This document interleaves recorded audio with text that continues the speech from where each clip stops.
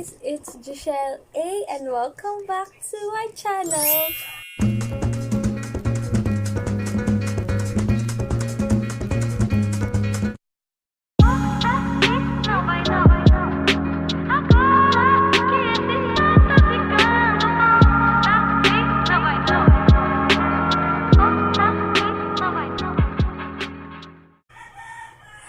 And for today's video, tuturuan ko kayo paano gumawa ng DIY beddings ng ating mga hamster. So, ano ba ang mga importance ng mga beddings? And sa beddings kasi, guys, hindi pwedeng walang beddings ang hamster. Kasi ang hamster is, nagbabaro sila, sa ilalim sila tumitira sa ilalim ng lupa. So, para mamimik natin yung environment nila, we need beddings. And yung beddings kasi, nagsisilbi rin siyang tagasipsip ng mga wiwi nila. So, yun nga. Ang alam ko kasi, required na kapal ng beddings ng ating mga hamster is 6 to 10 inch para makapagbaro sila. Pero nandito kasi tayo sa Pilipinas, mainit. So ako, talagang bawas talaga yung beddings nila. At ang gamit ko ngayon wood beddings. Pero ngayon, ang gagawin natin, paper beddings. Yung mga used papers. Pero guys, please wag masyadong maraming ink yung gagamitin nating papers. So guys, ayun, gawin na natin yung DIY beddings. So ayun guys, ito may papers ako pero may ano siya, may ink siya. Pero ito kasi may kusot naman ako, so hindi ko naman siya gagamitin. Papakita ko lang sa inyo paano gawin. So ito paper, mas maganda talaga kung plain, wala siyang ink, wala siyang print. So ito,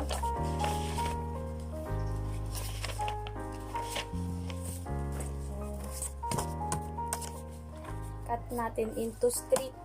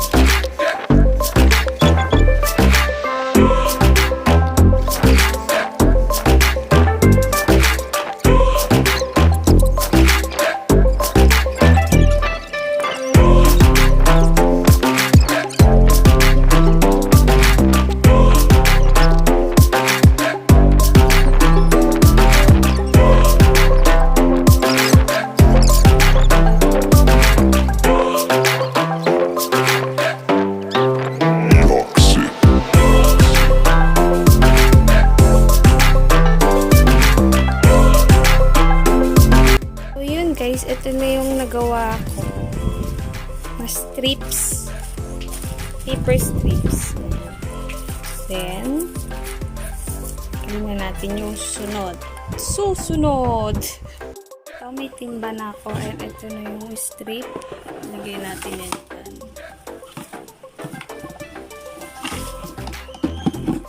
Ayan.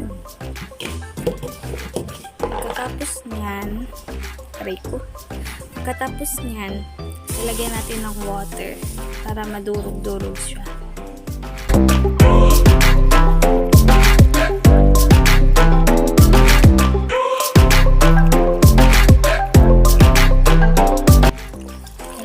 Napapansin nyo is medyo natatanggal yung ink. Good thing.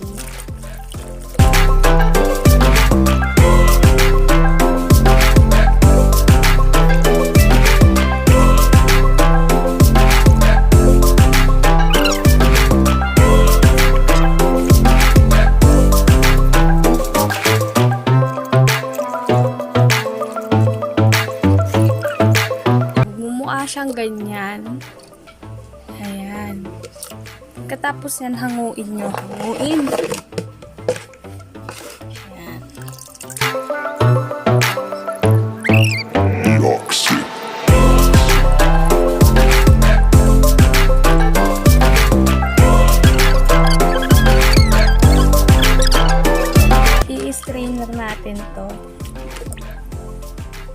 Kita nyo medyo blue kasi natanggal yung ibang ink or print ng ating printer.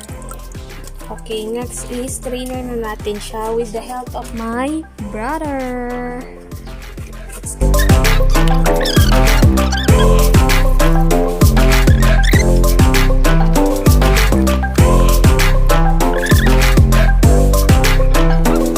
Tapos na ito. After nito, yan. So,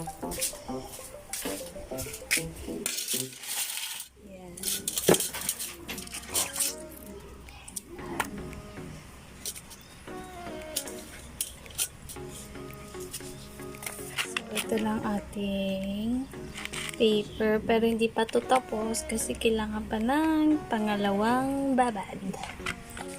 So, yan, lalagay ulit natin siya dito.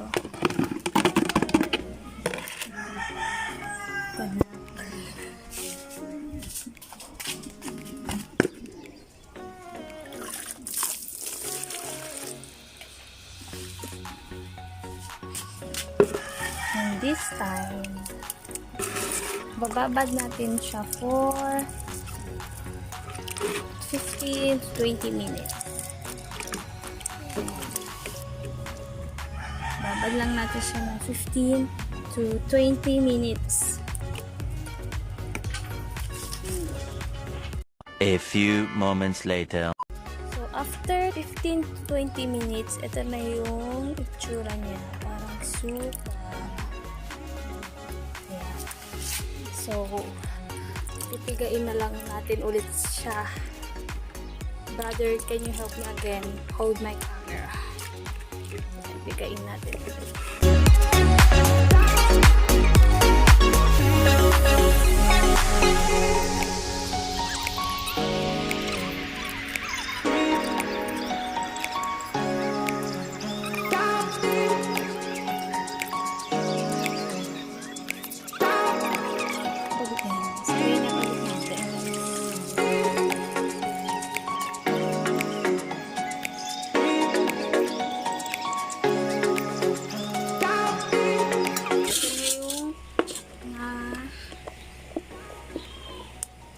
Gagawin na lang natin dito is patutuyuin na lang natin sila sa araw.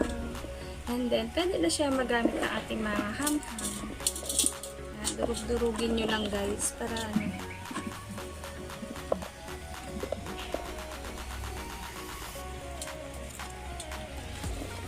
Yan.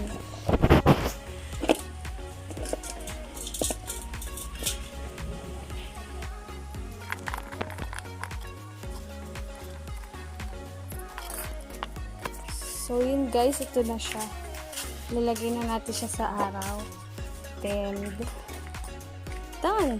Kung natuyo na, hanguin nyo na din. Okay na.